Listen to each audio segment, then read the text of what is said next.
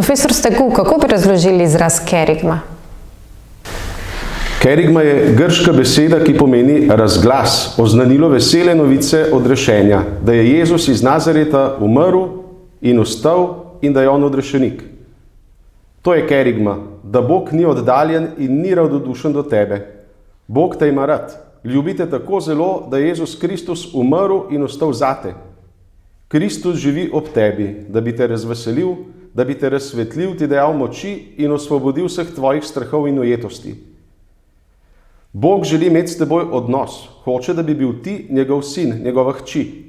V Kristusu je uničil smrt in greh, da bi ti in jaz lahko bila Božja otroka, da bi Boga prepoznavala kot očeta. Kerigma človeka nagovarja na način, ki pušča svobodo in tako vabi v svoboden odnos. Oznanilo kerigme se ogiba vsakemu vsiljevanju, ki ne bi puščalo svobodne izbire. Pred tem oznanilom sem svoboden, lahko ga sprejmem ali pa ga zavrnem. Izbira vere v Kristusa namreč ni najprej sprejetje nekih vsebin, s katerimi se človek strinja, ampak je dejanje svobode, ko odkrivam, da sem ljubljen in ker sem ljubljen, vstopam v odnos. Kako pa se kerigma odraža v vsakdanjem življenju? Ljudje ne moremo živeti brez ljubezni. Kaj vse človek stori, koliko napora vloži v svoje podvige, da bi ga drugi imeli radi, da bi ga opazili, da bi bil ljubljen. Kristjan, ki veruje kerigmi, preko tega oznanila vstopa v odnos s Kristusom. V življenju spoznava, da je ljubljen, da Bog ni nek zlovoljen režiser, ki se skriva za zaveso, ampak je oče, ki me ljubi.